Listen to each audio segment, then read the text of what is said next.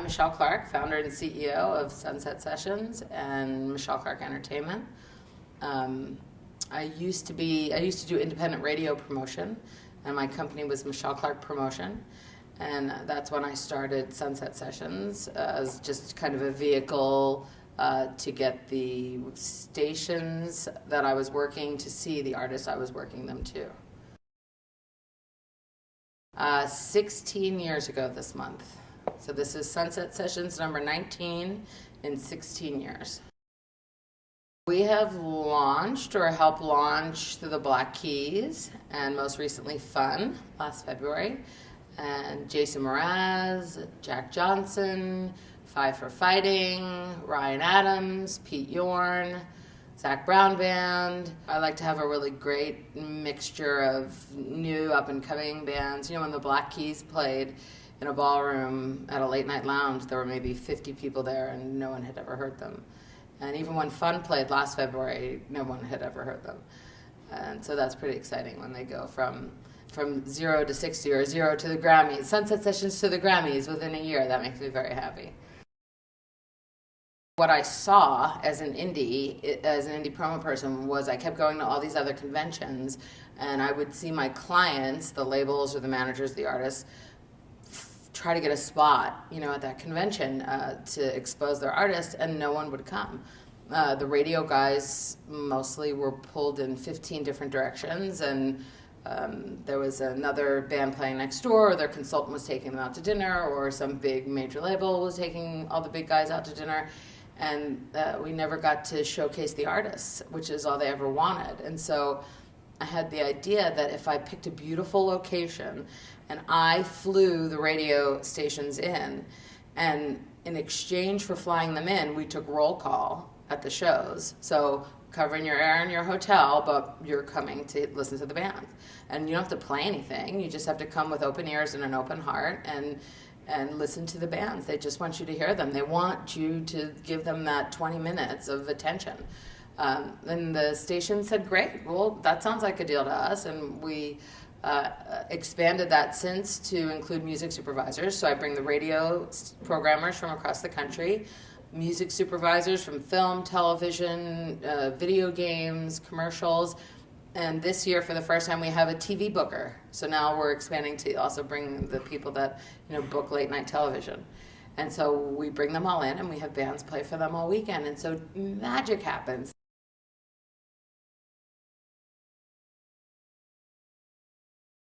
So if you go to sunsetsessions.org, which is our website, there's, you know, we have 2 events a year. There's the AAA Sunset Sessions, which is in February right now every year, and Sunset Sessions Rock, which is in June. The AAA one is for the AAA radio format, so that's more singer-songwriter-ish, but also a lot of pop bands, and alternative shares a lot with AAA these days. And the Rock one is more rock and alternative, active rock and alternative. And so when the submission opens, like right now, submissions open for Sunset Sessions Rock in June, go on the website, there's a PDF that says band submission and information packet or something. It's got all the different types of categories, the spots. I try to have like really affordable entry-level spots up to the big 30-minute full band main stage attendance, and they submit their music. And if I think that either if I fall in love with it or my staff does, or even if I think that anybody that comes would like it, so sometimes that's not the same thing, then I'll give them a spot, you know, or so they can, you know, pay for a spot. And that's, the spots range from like $2,000 to $8,000, you know, and that's all the money that I take to pay for the 100 plane tickets and 100 hotel rooms and all the production and all the food that it takes to gather all these people and keep them in the room, you know. And we do, if I could, I would handcuff them to the tables and put duct tape on their mouths, you know, if they would let me, you know. Everything is designed to make it very comfortable and easy for them to stay and just enjoy the music.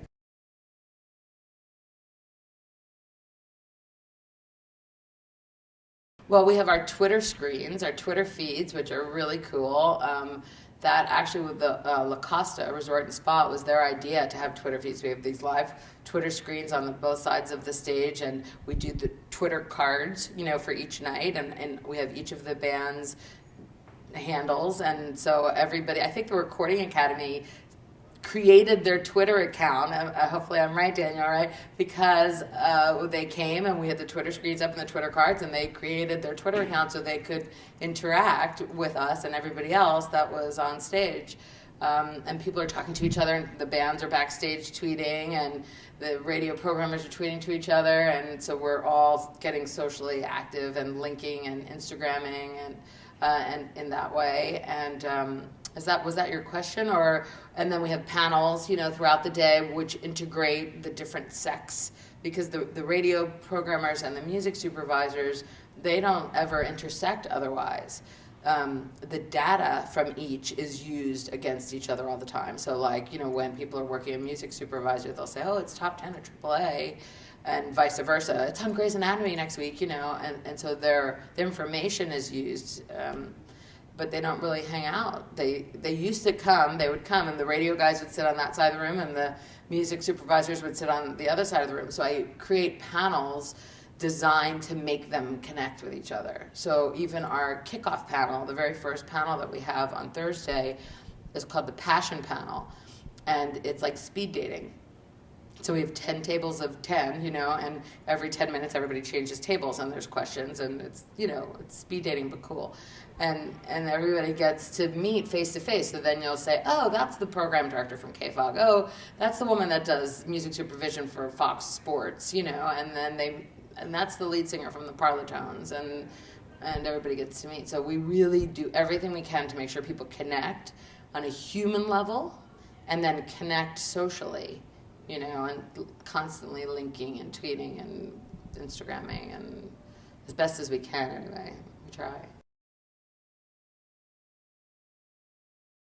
We had our first ever songwriters retreat, the alumni songwriters retreat, which was really cool. So we just had this mansion in Las Vegas that this guy gave us for cost, and I invited alumni, and I think 18 came. 18 alumni writers showed up, and for 3 days and nights they wrote together, and they walked away with 7 or 8 songs each. And there was a school that came on site and set up a studio so they could record their demos, and they formed a really great bond. So I'll do more songwriters retreats. And then I also put together the first ever Sunset Sessions tour. And so that was 4 bands that went on the road together, and they shared resources. So they shared a tour bus and a tour manager and a merch girl.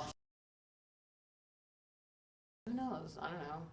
We just kind of figure out stuff that feels right, that helps artists and that helps the industry. And I do it. I saw an interview with Richard Branson the other day, and he said, just look for things that are not being done yet or not being done well yet, and do them. And if you do them for the right reasons, then you hope at the end of the year more money came in than went out, and then you do it again. And that's what I do.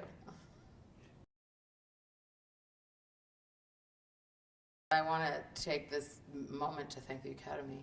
I want to seriously thank you guys, though, because when you come and you interview these artists, that just shows your commitment to the artists, and these are baby bands, and some of them they've never played something like this. They would never have access to you or to these radio stations or music supervisors or managers or labels or press. Entertainment Tonight is here this time as well, and NBC and KFOG, and for you guys to interview them and for them to sit in front of your logos and talk to you and learn about the Academy, that inspires them. Then it's possible. It's possible that could be them, and the fact that you guys take so much time and energy and attention to do that is just so commendable, especially right after the Grammys. You're here and working your butts off. I just think you're awesome, and it's so refreshing to see another entity or group that's